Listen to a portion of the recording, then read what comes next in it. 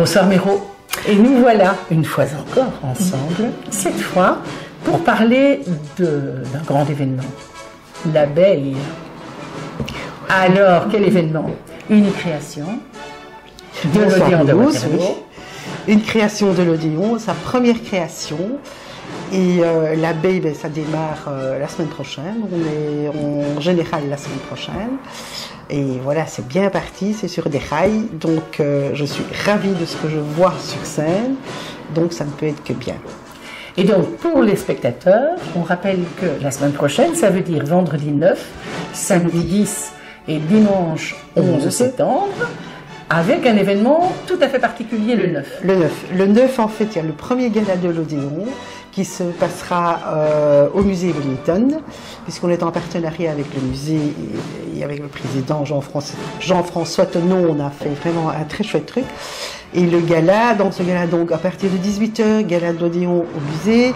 Là, vous aurez la garde impériale, la musique de la garde impériale, pas la garde, qui sera là, et plus le cocktail. Et de là, on partira en cortège jusqu'à la salle Jules Bastin. Devant l'esplanade, il y aura une petite animation de la musique de la garde. Et puis, évidemment, Napoléon sur scène. Napoléon sur scène. Alors, à Waterloo, peut-on se priver d'avoir régulièrement Napoléon sur scène? Non, je crois que si on ne l'avait pas régulièrement, ça nous manquerait. Pour l'Odéon, c'est aussi le rappel de la première pièce qui était Madame Sans-Gêne. Et je ne veux pas dire qu'on boucle la boucle, parce que j'ai vraiment l'intention de faire un petit fil conducteur avec Napoléon. On est quand même une troupe de Waterloo, et si on ne met pas Napoléon en avant de temps en temps, ce serait dommage. Ce serait vraiment très dommage. D'autant que c'est toujours avec beaucoup de brio que l'Odéon parle de Napoléon. Moi, je sais ce que je sais et j'attends avec impatience le 9, évidemment. Et oui, et c'est vrai qu'il fait partie de notre histoire, Napoléon, autant de l'histoire de Waterloo que de l'histoire de l'Odéon. Maintenant, avec les comédiens que j'ai, qui sont vraiment au top, j'ai pas trop de soucis avec eux. Alors on va rappeler, Napoléon c'est Bruno Falmagne. Et puis, il y a le professeur Vincent Lorge, il y a son épouse Anne-Nadège Lagneau et le président du moment, c'est Luc Van Mollegen. Je tiens quand même à dire que c'est une pièce contemporaine avec un Napoléon d'époque. C'est ça l'astuce. On a le fantôme de Napoléon. Et puis, quand j'ai vu passer les affiches, il est inscrit, après 200 ans, il est permis d'en rire. En fait, on rit de l'histoire de Napoléon, évidemment pas de la bataille. On a beaucoup trop de respect pour ce qui s'est passé, parce que bon, c'était quand même quelque chose de dramatique. On en rit avec, je vais dire, les colères de Napoléon, l'ironie de Napoléon. Voilà, parce que c'était un personnage quand même controversé. Napoléon, rien que dans ses amours, quand vous voyez la manière dont voilà, le côté macho de Napoléon vis-à-vis des femmes, et d'un autre côté, l'amoureux extraordinaire qu'il était, controversé, comme je dis, il voulait faire la paix en faisant la guerre. Oui. Il est controversé. C'était quand même un personnage d'une intelligence tout à fait remarquable. Et j'imagine que l'auteur de la pièce, Viviane de Kuyper, a dû probablement pratiquement se conduire comme une profiler pour aller écrire ce qu'elle a écrit. Je crois, parce que d'abord elle a l'amour de l'histoire, c'est quelqu'un qui aime ça, qui aime Napoléon évidemment, et elle a fait vraiment des recherches, c'est ce qui me plaisait dans cette pièce.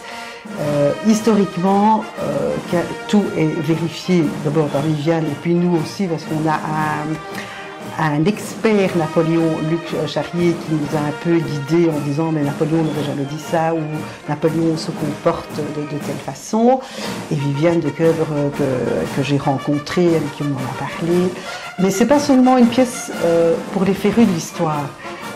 Tout un chacun peut voir cette pièce et la comprendre tout à fait normalement. On a fait un programme, et je remercie toute l'équipe du programme, d'ailleurs tous les bénévoles, parce qu'on est tous bénévoles, un programme très, je veux dire, explicite au point de vue historique. On a repris tous les personnages dont on parle dans la pièce, les guerres dont on parle dans la pièce, les batailles, et on a donné un petit point d'explication.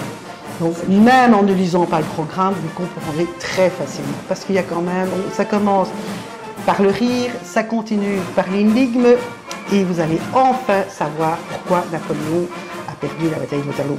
Peut-être qu'il a perdu. Donc, à ce point, plus personne n'a de raison de ne pas venir voir la veille. Aucune raison. Voilà, on les attend tous, n'est-ce pas, nombreux. Il y a encore des places. Il reste quelques places pour le vendredi soir. Il reste encore des places le samedi et le dimanche. Mais je suis ravie de voir que ce gala prend des proportions, franchement, pour nous, extraordinaires, quoi. C'est fabuleux.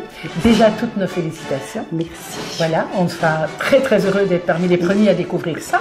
Et maintenant, on va attendre un petit mot de Napoléon. Napoléon, mais je voudrais avant de passer la parole à Napoléon, te remercier d'abord, parce que je sais que tu as fait quand même pas mal, et Hélène Tourdine avec son exposition qui parle de Napoléon, parce qu'au départ ça a été une petite discussion, et puis quand je vois le résultat, n'hésitez pas à venir voir cette expo, venir voir l'abbaye aussi, et l'exposition aussi. Merci. L'exposition qui porte le titre de Légende du parcours d'un Napoléon méconnu. Voilà. On a fait le lien entre la vérité historique et l'imaginaire exceptionnel de la Napoléon. Voilà. Merci. Et vous, Napoléon, qu'avez-vous donc à nous dire avant le 9 septembre? Jeanne, petite, que vous voyez. Absolument. Voilà, tout ce que j'ai à vous dire, que je suis heureux de pouvoir me justifier et revenir sur cette délicate période qui est pénible, très pénible. Donc voilà, je pense que j'arriverai à convaincre les gens que je n'étais pas si monstrueux que cela. Absolument. Ils n'ont donc aucune excuse de ne venir. Aucune, s'ils veulent comprendre, et je suis persuadé que beaucoup aimeraient comprendre. Absolument.